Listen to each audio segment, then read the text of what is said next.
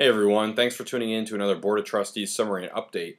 I want to give some updates on our last meeting on Monday. The first part of the meeting was a short continuation of a meeting recessed from last year. There were just 3 consent resolutions on the agenda, basically. We did have a public comment period before we got to those consent resolutions, and there were some comments from the public.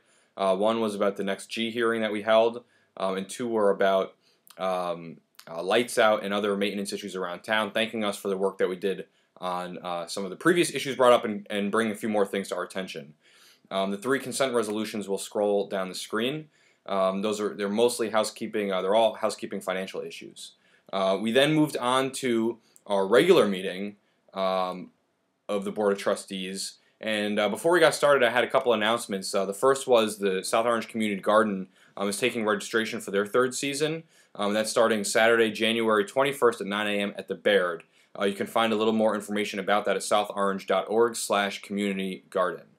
Also, Village Hall offices and village facilities will be closed on Monday, the 16th, in observance of Martin Luther King Jr. holiday. We also have a budget workshop meeting that is scheduled for January 18th at 7:30 here in Village Hall.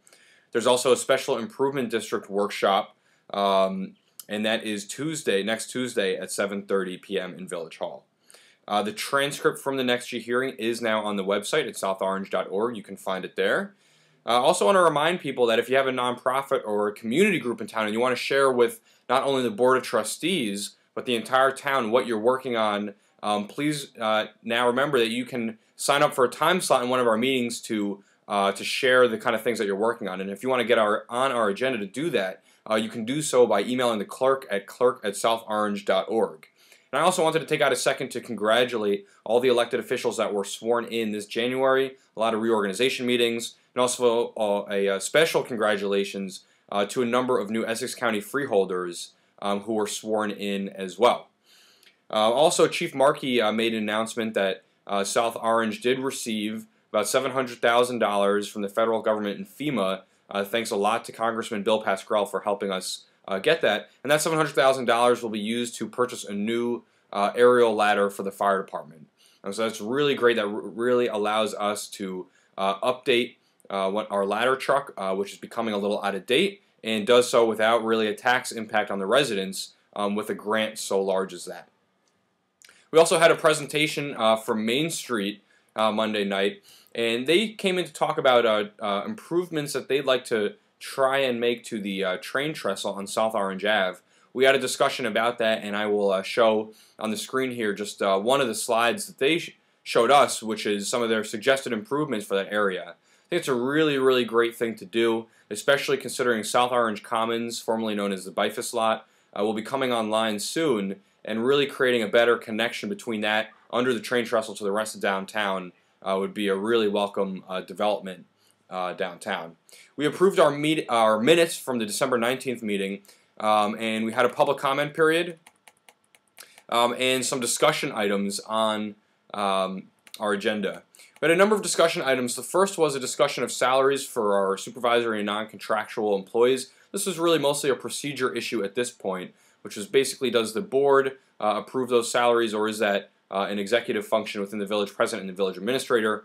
The way it's always been done in South Orange is that, in any of our memories or recorded history, is that the village president and the administrator do set employee salaries within the range that the Board of Trustees does set. There was some interest in having that process formalized a little bit, and we'll make sure that from the village president and village administrator that information is clear and transparent as to the salary increases given to our very hard-working employees here in Village Hall. And that kind of segued into a second discussion, which is very related to the first, which is that the board would like to institute performance pay for all of our employees, really incentivize, encourage, and reward people who really go above and beyond. We have a lot of employees who do that.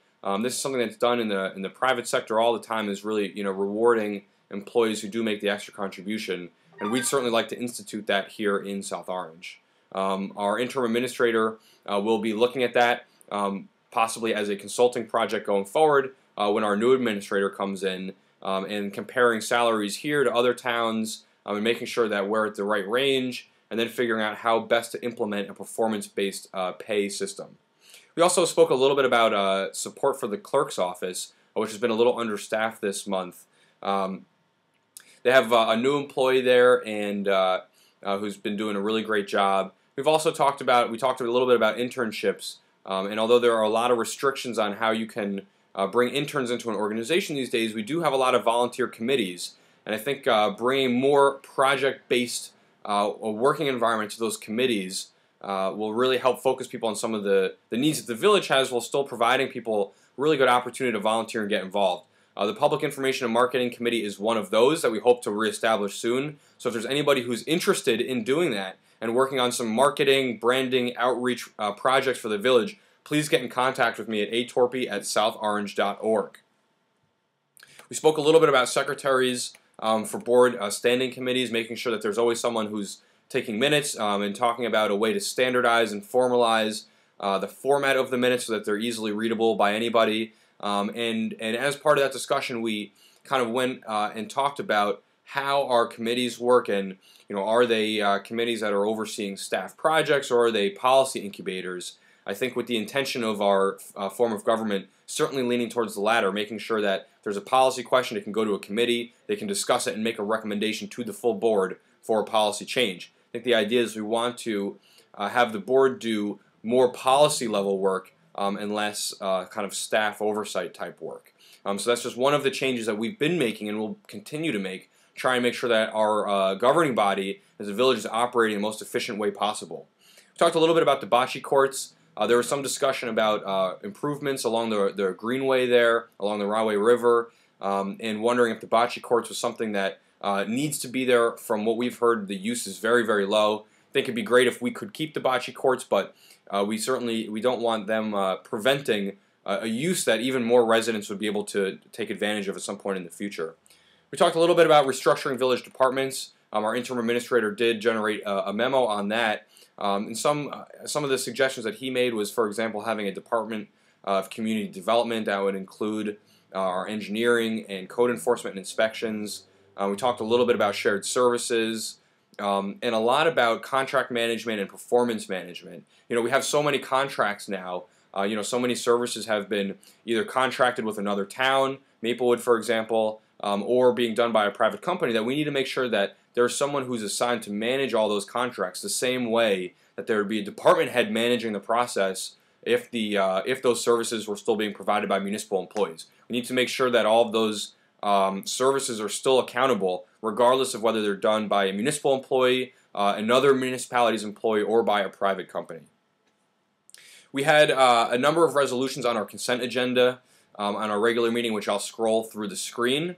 We did talk a little bit about the refunding bond ordinance and our cash management plan, which was removed from the consent agenda, just the cash management plan. And we also removed our an appointment of Tom Machete to the Director of Department of Public Works. We wanted to make sure to recognize this and recognize all the hard work that Mario has done as Public Works Director over the years, and how excited we are for Tommy to take on that position. We have absolute confidence in him and our Public Works Department to continue all the great jobs that they've been doing. As always, one of the items on our consent agenda is our executive session agenda, and I'll read those agenda items right now. It was the PBA SOA negotiations, Village Council Performance Service Agreement, a governance memo, Next G application, Administrator Search, and East Orange Water Commission. Those were the items that we talked about in our executive session after the meeting. The consent agenda was passed, and then we moved to adjourn. And I think our meeting on Monday night actually went a little smoother, a little more efficiently, a little quicker than they have been, and we're starting to get a better handle on trimming down our executive session agenda. Obviously, we don't want to spend a lot of time discussing those kind of items if we can avoid it, and anything that can be discussed in public, obviously, we want to do and have to do. But we're really trying to use our time most efficiently as well, making sure that we're entrusting our staff to do the work that they're bringing to the board, and the board then making having a policy discussion and then decision. We changed our meeting format, we've changed our agenda process, and there's a few more things coming up that we're looking to refine a little bit. And we'll be talking about those certainly as we do them. If you have any questions about any of these things, please feel free to stop by my office hours or drop me an email at atorpey@southorange.org. Thanks, everyone. Hope your New Year's starting off well. Take care.